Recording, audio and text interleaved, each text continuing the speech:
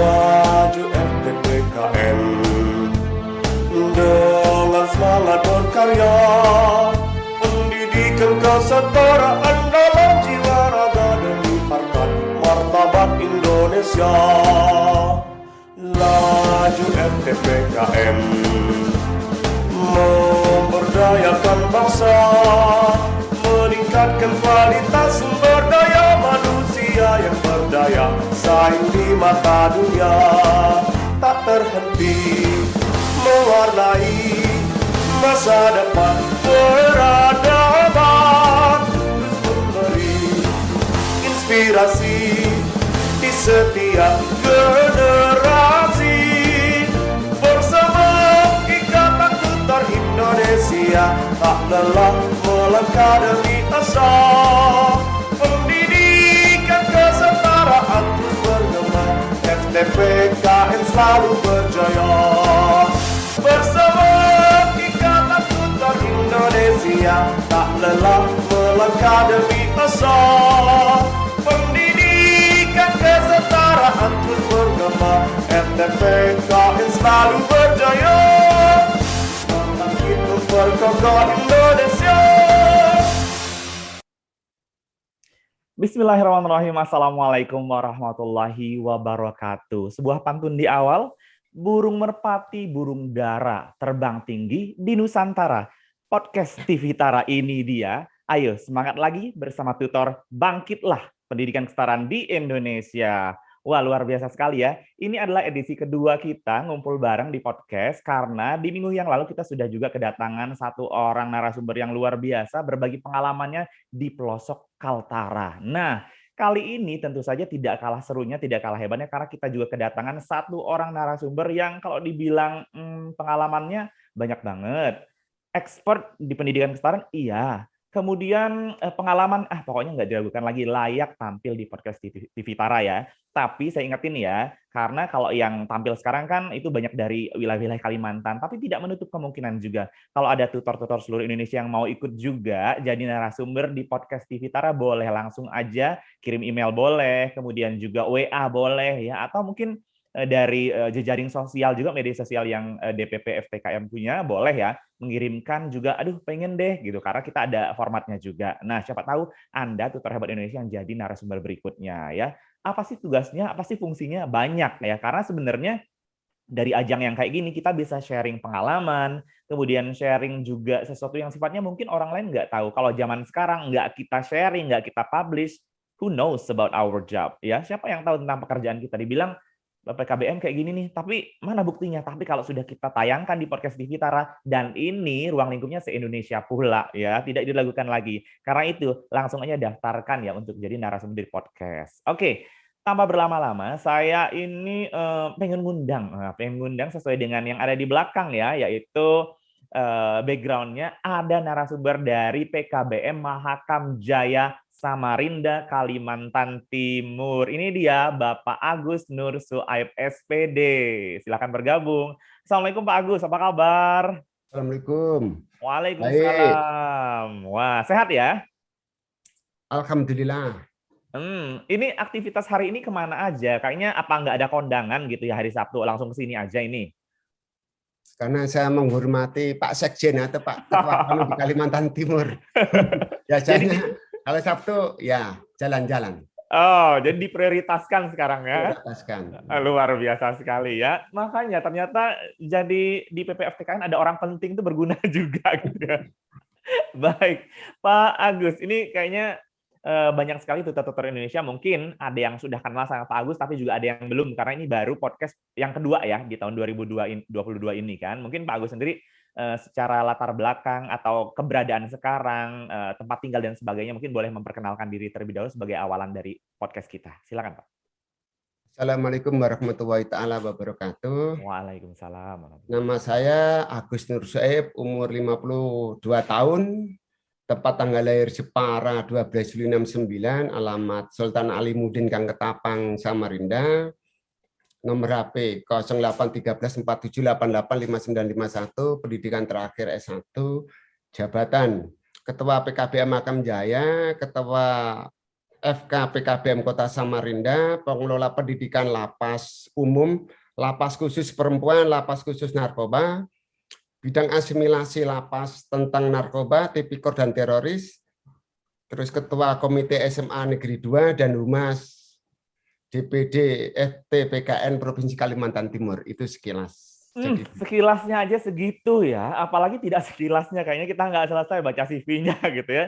Tapi kalau iya, karena kalau dilihat dari tadi sebagai humas gitu, sebagai juga ada komite ya, kemudian juga ikut terjun juga di berbagai bidang, kayaknya bener hari ini itu memang prioritas utama untuk bisa podcast di kita ya. Kalau nggak tuh udah sibuk melanglang buana kemana-mana ya Pak Agus tuh. Iya, oke. Hari ini kita akan punya tema yang sangat spesial juga karena ini berbeda. Kadang-kadang orang lihat PKBM mungkin seperti minggu kemarin itu ya di tengah-tengah masyarakat, atau juga ada PKBM yang mungkin di kota gitu ya. Tapi kali ini kita ada sebuah tema kisah inspirasi pemberdayaan warga binaan ini ada di lapas ya di Samarinda. Yang kita tahu lapas itu adalah lembaga pemasyarakatan. It means notabene-nya adalah orang-orangnya yang setidak beruntung seperti kita gitu ya. Ada satu perbedaan di mana mungkin secara pembelajarannya, kemudian secara pendidikannya dan yang lain sebagainya ada hal-hal yang berbeda dan itu mungkin yang akan kita bahas ke depan karena ini menarik sekali ya.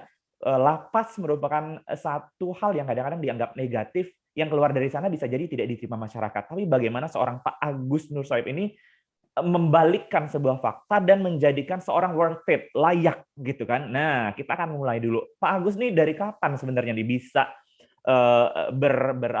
bekerja sama dengan lapas dalam langkah pembinaan untuk warga PKBM ini, Pak? Jadi pertama kali saya bekerja sama setelah saya diundang ke Makassar. Waktu itu ada namanya surat Menteri Bersama, surat keputusan Menteri Bersama tentang anak bermasalah dengan hukum. Di antaranya adalah Menteri Agama, Menteri Hukum dan HAM, Polri, Menteri Kesehatan, dan Mendikbud. Nah, di dalam anak bermasalah hukum itu kami kebanyakan masuk di hak asasi manusia. Jadi setiap orang yang bermasalah dengan hukum boleh diproses dengan hukum. Tetapi hak sebagai manusia, dia wajib mendapatkan hak pendidikan. Karena pendidikan itu hak dasar yang melekat kepada seseorang. Nah, di situ hak dasar melekat kepada seseorang tidak pernah dibatasi dia narapidana. Nah, saya mengambil dari Undang-Undang UUD 45 pasal 30 A1 dan 2. Kami bahas setiap warga negara berhak mendapatkan pendidikan. 2, setiap warga negara wajib mengikuti pendidikan dasar dan pemerintah wajib membiayai. Jadi kalau dia bermasalah hukum, yang diproses adalah perbuatannya. Betul. Dia dinyatakan salah oleh pengadilan, dia dihukum iya. Tetapi haknya sebagai manusia itu yang kami bela. Sekalipun dia diproses hukum, tapi dia wajib mendapatkan hak untuk berpendidikan. Nah, karena saya selalu bilang, pendidikan itu hukumnya wajib. Seorang rajin pun dia tidak baik kalau dia tidak berpendidikan. Nah, begitu kami survei, rata-rata orang melanggar hukum zaman itu tahun 2010 itu adalah karena rendahnya pendidikan. Anggapnya rendahnya pendidikan. Ada orang buta huruf, dia orang kebetulan kalau kecenderungan orang rendah pendidikan itu kebanyakan dia miskin materi. Dia melamar ke toko, minimal toko minta persyaratan minimal ijazah. Baik itu formal maupun minimal SMP. Nah, dari terinspirasi pada waktu itu kami dipanggil, lalu kami datanglah ke Samarinda menjalin semua lapas. Waktu itu kami ditolak. Ditolak termasuk Dinas Pendidikan kami menolak, alasannya, loh, orang di penjara kenapa harus dipendidikan? Saya bilang enggak. Karena dia wajib mendapatkan pendidikan dan itu hak itu melekat. Betul. Nah, kecuali pengadilan mencabut haknya. Tidak boleh mengikuti pendidikan itu boleh, karena memang kadang kalau pengadilan itu dia bisa mencabut hak. Tapi di dalam warga kami sudah catat di sini, semenjak tahun 2012 sampai tahun 2021 karena kami ada 5 lapas, sudah menamatkan kurang lebih 250 orang. Wow. Lapas, maksudnya lapas. Jadi kalau misalnya gini, ada orang pembunuhan atau ada orang kriminal lain, lalu divonis 5 tahun atau 6 tahun, kalau dia buta huruf, mulai dari buta huruf, selama itu juga 6 tahun kemudian bisa menamatkan paket C, kan dia berjenjang. Betul. Hanya ini hari tamat paket A, 3 tahun kemudian karena masih di dalam paket B, 3 tahun kemudian dia paket C. Jadi, nah begitu keluar, ini mohon maaf, dia kuliah dan bisa diterima. Karena PKBM Makam Jaya terintegrasi dengan seluruh perguruan negeri. Terintegrasi, kalau dicek sekarang bisa. Nah ini lalu kedua, kami untuk nasihati orang supaya tidak melanggar hukum, yang nanti ada gambarnya yang anak-anak putih pakai baju putih semua, orang luar, ujian nasional waktu itu masih ujian tahun 2018-19, kami ujikan di lapas. Kami minta tempat di lapas narkoba. Kalau saya menasihati, nak, kamu jangan melanggar hukum, nanti penjara, dia tidak akan mungkin mempan. Sekarang ujianmu paket A ada di dalam penjara. Orang tuanya pada waktu itu mau protes. Loh, kenapa Pak ujiannya kok di dalam penjara? Saya ingin menasihati anak ini punya masa depan. Supaya ini, nah kalau kami nasihati cuma berbentuk lesan, kecenderungannya anak ini tidak begitu dengar. Tapi kalau dia lihat orang di penjara, ini sketnya, otomatis begitu dia masuk saja prosesnya dia sudah miris. Nah dari situ menyadarkan minimal anak muda, hampir 80% terserap, sadar supaya tidak melakukan pelanggaran hukum, kurang lebih begitu Mas. Oke, jadi kalau ini sebenarnya PKBM Mahakam Jaya ini bekerja samanya dengan memang peserta didik yang usia sekolah atau memang yang memang semua jenis usia yang ada di lapas itu diterima? Semua. Oke, jadi semua nggak pandang bulu ya, semuanya ikut, betul. Dan kalau boleh tahu nih Pak, kan kalau masuk lapas nih bukan narkoba saja atau ada hal-hal yang katakanlah agak menyeramkan gitu ya, tindakan yang dilakukan gitu. Ini peserta didik kita nih mungkin apa aja sih yang pernah yang dilakukan sampai pada akhir bisa masuk ke dalam lapas ini Pak? Jadi gini, kebetulan kami dapat peraturan baru Menteri Hukum dan HAM nomor 3 tahun 2018. Dia bisa bebas bersyarat kalau kami nandatangani naskah perjanjian dengan Menteri Hukum dan HAM melalui kanwil atau melalui kepala lapas. Dia bisa bebas kalau saya mengasesmen. Yang bikin lucu ini, mohon maaf, ini cerita dan ini fakta. Teroris pada waktu dia ditangkap, diadili, dia bersalah, dimasukkan ke dalam penjara. Kebetulan lapas kami Samarinda ini kelasnya maksimum, bukan super tapi maksimum. Kebanyakan teroris, dia tidak pernah mengakui namanya Pancasila. Iya. Tapi kami bujuk, maksudnya kami apapun bentuknya kita tinggal di negara NKRI, waduh, mengetahui bahwa Pancasila itu sebagai dasar negara. Iya. Dia berprinsip bla bla bla bla begini. Akhirnya dia bisa bebas bersyarat dengan ketentuan yang dipersyaratkan oleh peraturan. Akhirnya dia mau mengakui namanya Pancasila. Jadi tantangan kami pada waktu itu baik orang di dalam maupun di luar ya luar biasa. Yang namanya ini, mohon maaf, kalau napi di penjara lebih dari 10 tahun, dia selalu bilang begini, saya mau bunuh orang, saya mau mukul orang pun saya sudah di penjara. Tetapi saya yakinkan, saya kesini membela dasar kalian. Hak kalian itu yang tak bela. Saya tidak pernah mengungkit kamu salah apa, kamu berbuat melanggar apa, yang jelas kamu ada di sini, dan kalian harus mempunyai hak dasar, kami membela, apapun bentuknya, kalian punya hak untuk mendapatkan pendidikan. Nah, di situ saya masuk. Oke, jadi mereka teryakinkan ya dengan apa namanya, cara Bapak untuk meyakinkan kita mau masuk ke hak dasar kalian, kita membela hak dasar kalian untuk memperoleh pendidikan itu, mereka tergerak hatinya ya, terbuka gitu ya. Nah, tergerak lalu tak buktikan. Kalau kamu tak tanda tangani, kami menjadi penjamin untuk secara lapas-lapas yang kita bekerja sama itu. Kalau tak tanda tangani, dia sudah menjalin 2/3, lalu kita asesmen dia baik, dia cepat bebas. Oh bisa Pak ya? Bisa, karena diatur di undang-undang, diatur di Peraturan Menteri Hukum dan HAM nomor 3 tahun 2018 tentang asimilasi. Nah, jadi PKBM ini lembaganya. Jadi lembaganya bekerja sama dengan Menteri Hukum dan HAM. Nah, tugasnya tadi membebaskan orang yang berperkara. 1, teroris, 2, tipikor, 3, narkoba. Narkoba itu kalau masuk di kami, kalau dia penjaranya di atas 5 tahun. Tapi kalau teroris, kalau dia mengakui bahwa Pancasila itu sebagai dasar negara itu juga menjadi. Lalu ketiganya kalau tipikor itu kalau dia bisa bebas kalau dia mau mengembalikan uang negara. Nah, tetapi kalau saya tidak nanda tangani, dia tidak bisa bebas. Dia jalan murni, kurang lebih begitu, Mas. Oh, jadi ada aturan-aturan itu memang ya yang diterapkan ya. Nah, Ya. dengan katakanlah mungkin tidak sekali ucap tapi mereka langsung ikut, atau mungkin ketika tutor dari PKBM kita ngajar, ada nggak sih bawaan-bawaan perilaku mereka yang masih dalam arti kurang pantas gitu ya sebagai peserta didik sehingga mereka lampiaskan ke tutor, itu ada nggak sih sebenarnya sih? Ada. Jadi pertama-pertama kalau saya utus tutor untuk perempuan, Nah, kan agak deg-degan atau gimana gitu. Misalnya di lapas narkoba itu kan kebanyakan laki-laki karena sekarang sudah ada lapas khusus perempuan. Ya suka digoda. Lalu kalau kita misalnya tutor itu bawa tas segala macam, ya diambil lah barang-barangnya itu. Pertama kali adaptasi lah, kurang lebih begitu.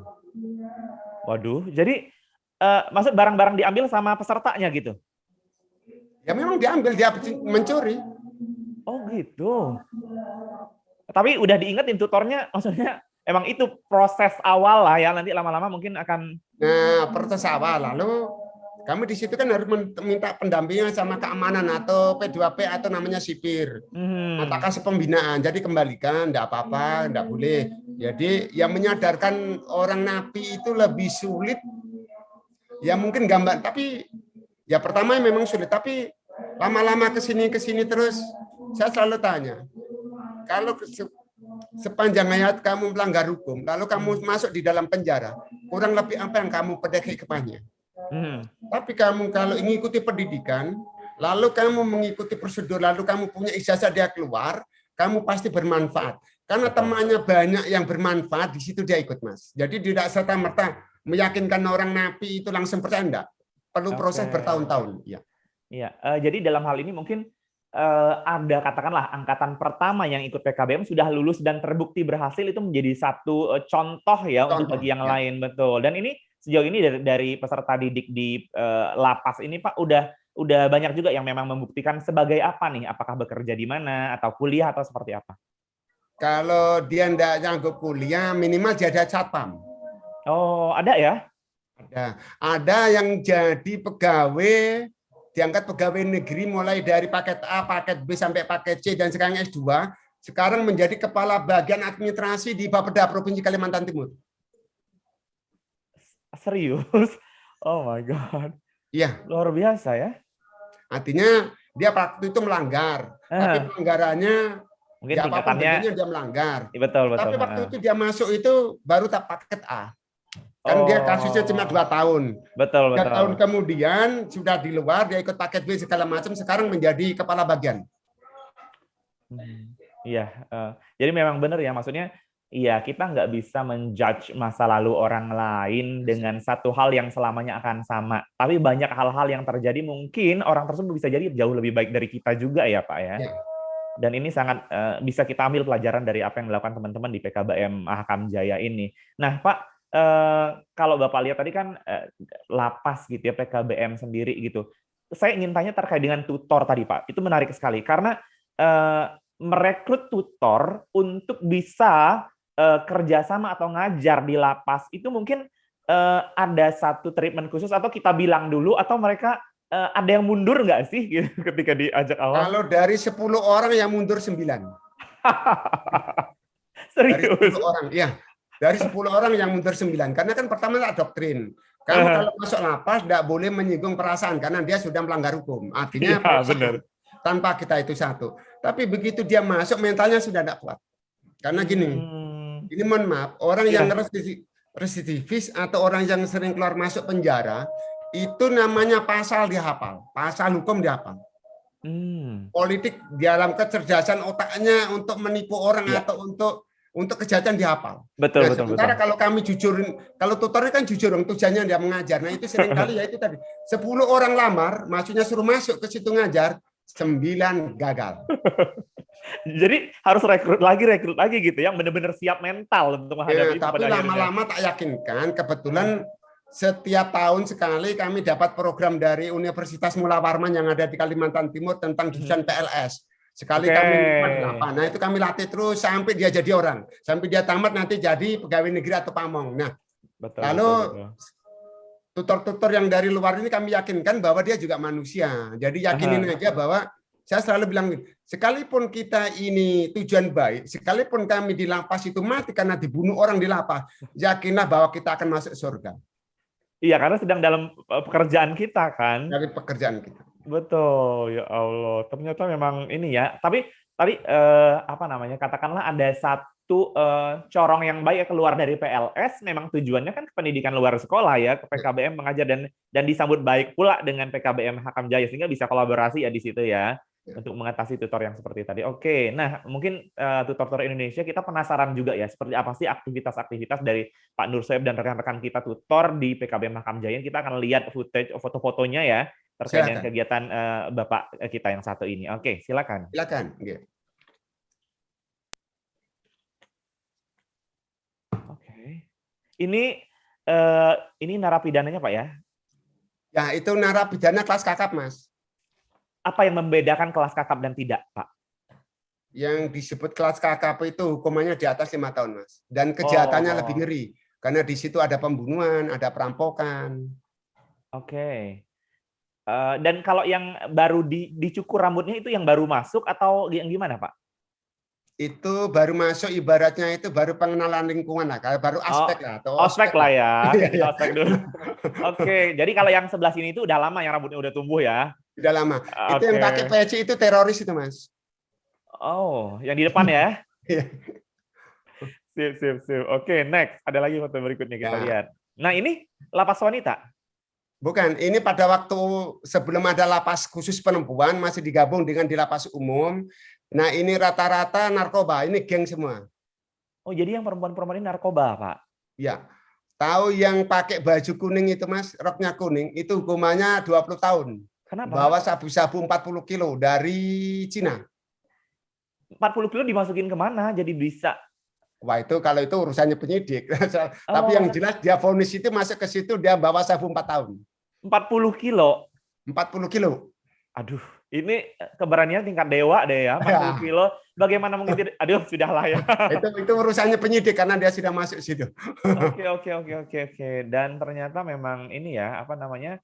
Waktu ini belum dipisah ya antara lapas wanita dan Sekarang lapas sudah laki-laki. dipisah ya, sekarang sudah Yang dipisah. sudah dipisah. Oke, next kita lihat lagi. Ini dari acara apa nih ya?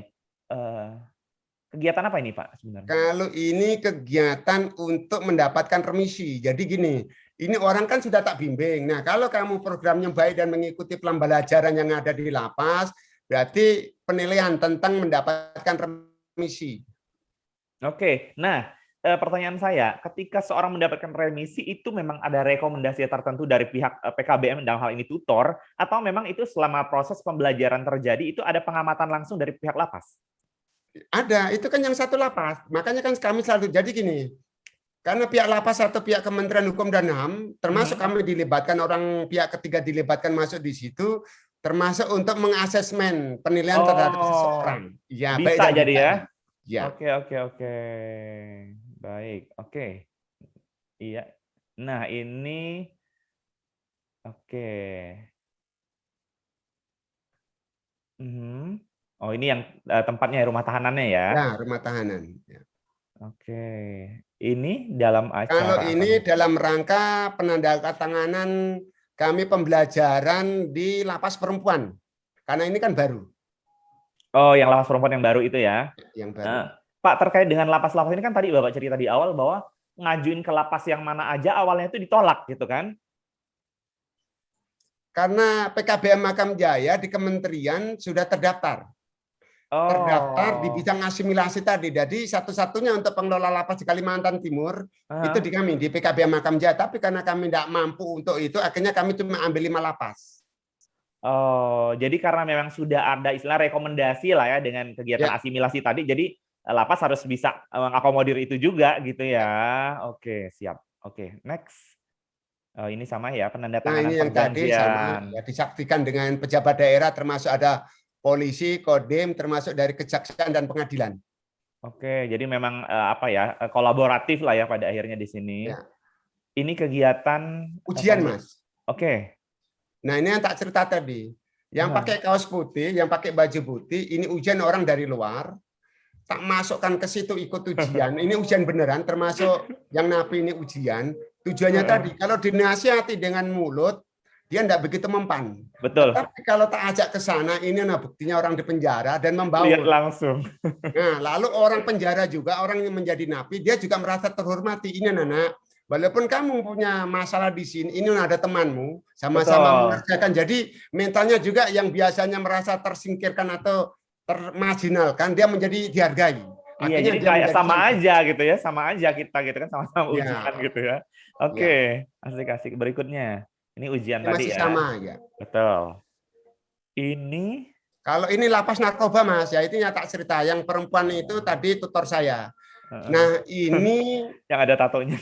Semuanya ini, Mas, hukumannya di atas 10 tahun. Waduh, kenapa pula ini, Pak? Berarti bukan kelas kakap lagi, kelas paus berarti ya? Ini kelas khusus.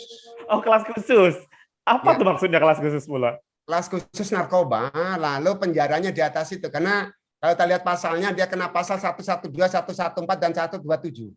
Artinya pelanggaran hukumnya di atas 10 tahun. Kalau ngomongin hukum, Pak Nur Sep udah kayaknya di luar kepala gitu ya, karena terbiasa menangani. Sudah terbiasa, ya. Tutor, tapi jadi tutor pasal. Betul, kayaknya menguasai banget gitu. Ada lagi foto mungkin. Nah, ini pembelajaran ini ya masih berarti. sama ya. Ini yang geng-geng tadi. Ini tutornya luar biasa nih ya, berarti mentalnya sudah sangat teruji sekali. Ya, nah itu yang kuning ini kebetulan dari tutor dari Unmul, dari Universitas Mula Warman ya. Oke. Wes, ini sip. Ya. Nah, oke, tapi yang ingin Pak sampaikan, Mas, ini ya. Karena di dalam undang-undang tentang rekrutmen itu narapidana ini kan tidak pernah disebut sekian tahun gitu. Rata-rata dari narkoba yang kemarin itu karena kita jurusan IPA ada yang masuk kedokteran, Mas. Oh, jadi kalian tuh jurusan IPA, Pak ya, di situnya tuh khusus ya, termasuk di penjara jurusan IPA. Hebat, Oh, jadi ada yang masuk kedokteran setelah. Oke. Hebat. Nah, ini kunjungan dari Direktorat Jenderal Pemberdayaan Perempuan sama dari Kemendikbud masalah dirjen yang membidangi siswa. Nah, sekarang itu mungkin bisa Pak Lili atau Pak Sekjen Pak Agus tadi, kalau dulu lapas itu kan kita tidak pernah dibiayai, Mas, karena usia tua. Sementara kalau BOP itu kan berbunyi dibiayai umur 21 tahun ke bawah. Jadi untuk membiayai ini, Mas, mohon maaf, untuk beli bukunya, untuk transport tutornya segala macam, kami harus subsidi silang. Tadi. Nah, ini kami sering dikunjungi, Mas, dikunjungi pejabat-pejabat itu. Apalagi Senin itu kami ujian, kami sudah baku janji sama wali kota mau berkunjung ke lapas. Oh ya, luar biasa ya. Oke. Baik, itu tadi kita udah lihat foto-fotonya ya. Nah, Pak Agus, yang ingin saya tanyakan dari sekian banyak mata pelajaran kan, seperti kita ketahui bahwa ada memang mungkin 1 atau 2 pembelajaran yang menjadi bobot lebih banyak ya, lebih inti dari pelajaran-pelajaran lainnya karena memang terkait situasi dan kondisi. Kalau di lapas ini sendiri ada pelajaran tertentu nggak yang jadi penekanan banget untuk menjadi? Penekanan kan bukti pekerti ada 2. Ada pelajaran yang memang wajib diikuti dan tidak bisa. 1 tentang PPKN karena menyangkut tata negara. Betul. 2 agama menyangkut budi pekerti. Nah, 2 betul ya, berarti ya 2 itu ya. Betul. Ya. Oke. Itu wajib. Dan kalau kegiatan yang seperti itu berarti kan memang jamnya lebih banyak berarti yang dilakukan di lapas lebih tersebut banyak, ya. Lebih banyak, lalu dia tidak bisa bolos. Iya, betul. Nah, baik, ini menarik sekali ya, karena memang kalau kita lihat di lapas orang kesannya kan negatif gitu ya, tapi sejauh yang Pak Agus sendiri lihat ketika mereka keluar dari lapas, kemudian katakanlah mereka berbaur dengan masyarakat, bagaimana keberterimaan masyarakat tentang mereka? Kadang-kadang masyarakat kan nggak tahu juga ya, mereka lulusan paket kayak atau apa, masyarakat juga nggak tahu. Tapi jadi gini, gimana tuh, Mas? Kalau orang diterima di masyarakat itu ada 2 kategori. Kalau kasusnya narkoba sudah biasa diterima di masyarakat. Tapi kalau kasusnya pembunuhan dia diasingkan. Yep. Jadi ada kan di sini kasus berat itu kan cuma 3. Pembunuhan, narkoba, tipikor. Iya. Yang kami tangani. Tapi kecenderungan yang selalu ditolak oleh masyarakat adalah pembunuhannya. Seperti kemarin anak ini 2 orang pembunuhan karena satu divonis 4 tahun, yang satu 7 tahun, yang kemarin yang 4 tahun bebas karena ujian di rutan dan tahun 2021 kemarin ngambil. Begitu diterima dia kembali ke rumahnya dibakar. Oh ya Allah. Karena keluarga yang dibunuh tadi masih dendam. Jadi Betul, memang betul. ya beda dengan tipikor atau kasus lain. Oke, jadi ada perjuangan lebih lanjut juga ya untuk kasus pembunuhan ini gitu, bagaimana bisa Ada, makanya kami diterima. yakin karena atau keluarganya selalu kami sarankan kalau bebas, tolong jangan di daerah asal dimanapun dia berbuat yang tadi, yang tentang masalah Ya, pembunuhan, lebih baik menghindari daerah mana supaya untuk membuka lembaran baru kurang lebih. hijrah lah ceritanya, hijrah Ya, gitu ya. ya. Oke, oke, oke, luar biasa sekali. Nah, berarti ini kan ketika mereka berada di dalam lapas, mereka pendidikannya dilakukan di dalam lapas. Tapi kalau mereka sudah keluar, berarti nanti ada sekolah sendiri ya, dalam arti PKBM Hakam Jaya di tempat Ada sekolah PKBM-nya. sendiri. Ya. Jadi Oke, kalau nah, misalnya dia masih kelas 2, misalnya di SMA, mhm, kelas mhm. 11 lah. Nanti begitu nanti ujiannya nanti nyambung ke umum. Tapi tak yakinkan kamu boleh nakal, tapi tidak boleh nakal di lingkungan PKBM khususnya lebih baik kamu bertobat kecenderungannya. Satu, terus kedua, kita ini kan sebenarnya sudah berkorban, tapi kalau masuk lapas, kadang kami dimintai uang untuk makan. Oh, sama Jadi, merekanya gitu. iya, ya mungkin yang sudah Pak, aku mau makan enggak ada uang. Loh, kamu kan dapat jatah makan, jatahku Iya. habis. Tapi ya namanya orang lapas itu 1000 kali Abu Nawas, dia punya pola pemikiran. Eh, Jadi karena kita ini bisa pinter karena diajari pola orang lapas Abu Nawas. jadi sudah sangat menguasai juga ya. Jadi Abu Ya, Nawas juga, Pak ya. nah, jadi itu jadi guru saya. Jadi jangan memandang orang di lapas itu orang bodoh. Betul. Tapi anggaplah bahwa dia itu dosen kami dan guru kami. Dan selalu kami wanti-wanti begini, ibarat orang lapas itu. Jangan sekali-kali membanting pintu itu. Suatu ketika kau akan melaluinya. Artinya gini, sekalipun dia ini mungkin melanggar hukum, tetapi di dalam dirinya masih ada emas. Artinya ada harapan ke depan itu masih ada. Sepanjang kami kelola dengan baik. Itu quote yang sangat bagus ya. Jangan Ya. kau banting pintu itu selama kita melaluinya gitu ya. Dalam Ya, artian suatu saat bahwa kami akan melaluinya. Ya. iya, ada sejelek apapun seseorang itu kita masih berharap ada satu emas dalam dirinya yang Ya. bisa kita poles kembali untuk menjadikan dia lebih bersinar suatu saat nanti gitu ya. Nah ini pertanyaannya, kenapa harus emas gitu? Mhm. Benda yang lain dibakar itu menjadi abu, Mas. Tapi Oke. emas dibakar menjadi murni. Itulah dia, seseorang pasti ada benih emasnya masih ada. Wah, ini luar biasa dalam ya prinsipnya. Iya, dan memang seharusnya tutor seperti itu ya layaknya teman-teman di PKBM Hakam Jaya karena memang sekali lagi pendidikan non formal ini menghadapi peserta didik yang berbeda dengan formal tentu saja dengan latar belakang yang berbeda, dengan masalah yang berbeda pula, dengan karakter heterogenitas yang luar biasa. Sehingga emas-emas tersebutlah yang bisa kita poles karena kemurniannya pada akhirnya yang kita tuju di sana. Nah seperti gini, saya ini kan aslinya orang Jawa, Mas, mohon maaf, halus Iya. aslinya. Tetapi karena tiap hari saya berkumpul dengan bajingan, akhirnya nada saya keras. Padahal enggak, karena sudah terbiasa. Jadi kalau kami rapat dengan orang, ya mungkin dia takut karena suara saya. Tapi kalau pembelajaran karakteristiknya memang berbeda dengan di umum. Satu contoh gini, mengajar di lapas itu jangan sampai menyinggung perasaan. Mhm. Satu. Kedua, harus menghargai haknya. Oke. Nah, itu harus dijunjung. Apapun bentuknya kita harus memuji dia. Sepanjang 3 komponen ini kita tidak lakukan, kita babak belur. Yang pertama tadi Pak adalah jangan Pokoknya jangan mengusik dia. jadi Menyinggung maksudnya perasaan, iya, menyinggung perasaan gini. Misalnya kan kalau ada orang kan jengkel, dasar bajingan itu juga tidak boleh. Pokoknya tidak boleh mengeluarkan kata menyinggung. Atau dasar kamu maling juga tidak boleh. Pokoknya tidak boleh menyinggung perasaan yang ada di dalam. berarti memang hati-hati kata-kata kita tuh ya, harus benar-benar. Hati-hati. Oke. Wah, ini memang jadi catatan ya kalau teman-teman karena memang yang saya tahu ada juga teman-teman kayak di saya juga di Bangka Belitung ada yang bergerak PKBM-nya di lapas juga gitu ya. Tapi betul kata Pak Agus tadi bahwa memang ada satu spesifikasi khusus yang harus diperhatikan. Satu secara berbicara kita memang benar-benar harus menjaga gitu ya. Jangan sampai menyinggung mereka karena itu bisa memicu sesuatu yang lebih parah malahan gitu ya. Oke. Ini Pak terkait dengan kegiatan ya, karena kan katakanlah kalau orang dari lapas itu keluar kadang-kadang mereka katakanlah sekarang mereka punya ijazah, tapi skill. Nah, dalam hari ini skill ya, kita tahu bahwa PKBM salah satunya adalah mungkin ada apa ya, katakanlah Jadi gini, keterampilan. Itu gimana, Bang? kalau kebetulan kami kalau dapat PKW, tak alihkan untuk keterampilan. Satu keterampilannya biasanya itu satu tata boga, Mhm. terus kedua montir. Jadi kami beli motor buntut tutu 3, kami ajari di bengkel. Jadi dia keluar ada 2 fungsi, mendapatkan akademik berupa ijazah, terus keterampilannya di otomotif. Oke, jadi Jadi ada dia pulang memang perbengkelan kalau ya. dia tidak bawa keterampilan, ya tidak ada gunanya juga.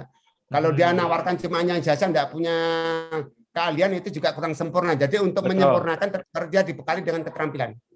Jadi kalau yang tata boga tadi di lapas perempuan. Di perempuan. Kalau yang laki-laki bengkel tadi gitu ya. Ya, Oke, berarti itu nah, kalau kita ngomongin masalah perbengkelan berarti kan mereka belajarnya di lapas itulah, didatengin motornya ke situ dengan segala peralatannya atau seperti apa, Pak? jadi kalau di lapas itu kan ada namanya bengkel kerja. Mhm.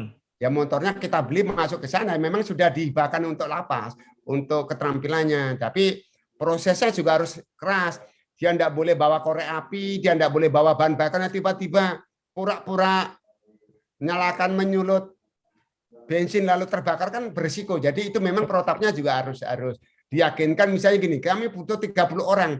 30 orang itu nanti pihak lapas menyeleksi siapa yang berkomitmen. Karena gini, di dalam lapas itu ada gengnya, Mas. Oh.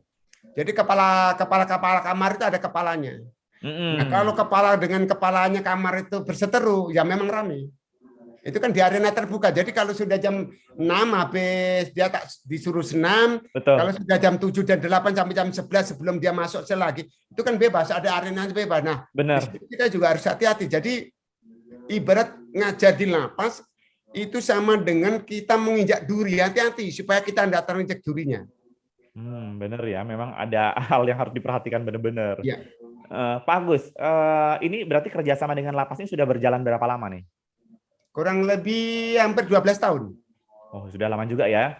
Nah, pertanyaan saya, Pak Agus selaku tutor juga di sini kan, ngajar juga. Ngajar juga.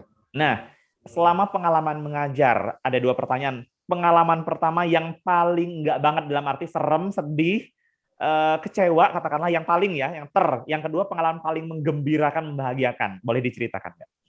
Kalau pengalaman yang sering datangnya tukutkan itu, kalau ada napi dia atur mucil bahasa sini itu badel.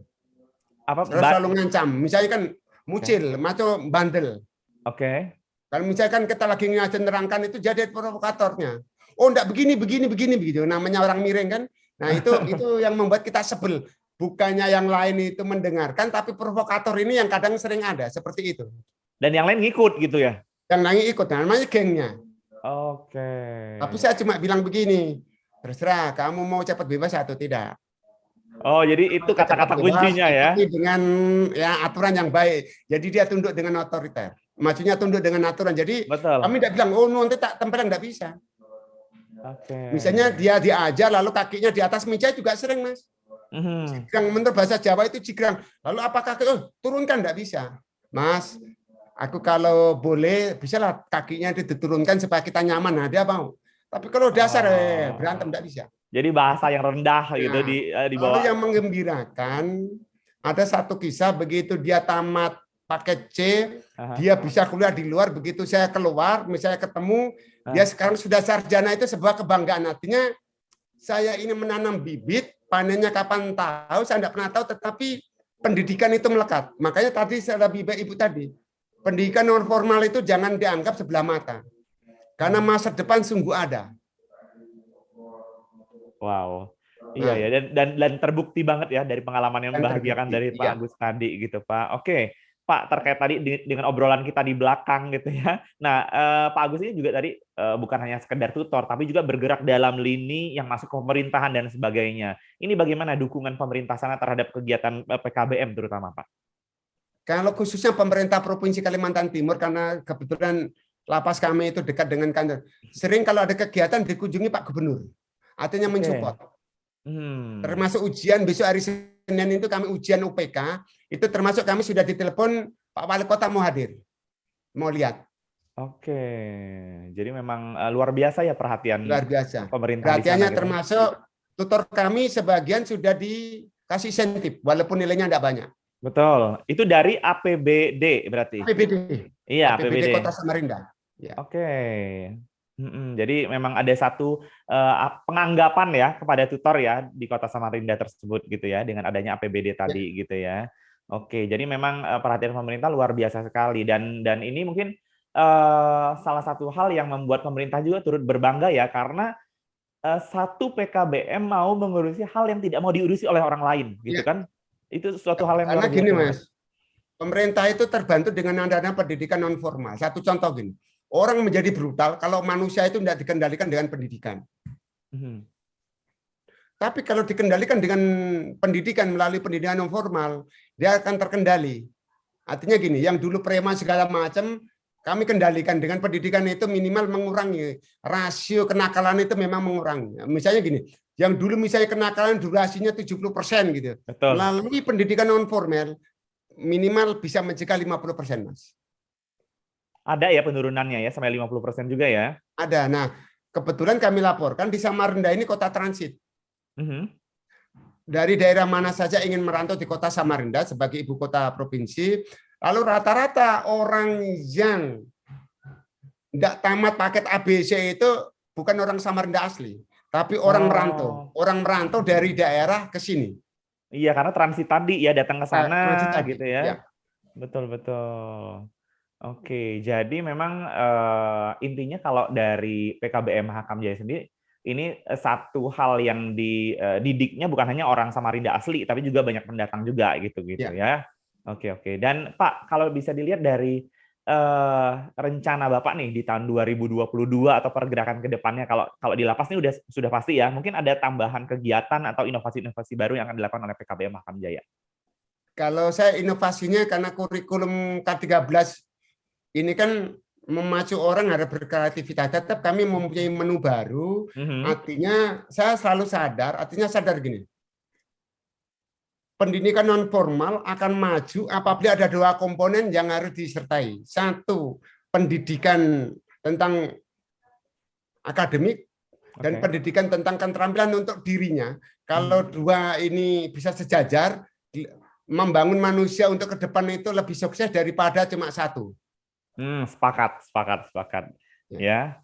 Iya, karena memang salah satu hal yang menjadi kelebihan dari pendidikan non formal khususnya PKBM ini adalah seorang bisa selain punya ijazah juga, tapi ada skill juga ya yang dihasilkan di situ. Oke. Nih, saya kasih lapor. Anaknya wali kota kami, Kota Samarinda, itu tamatnya paket C dari saya dan sekarang menjadi anggota dewan. Wah, ini memang dipilih untuk sekolah di PKBM atau memang dia memilih? Jadi gini. Anak ini dulu disekolahkan Singapura.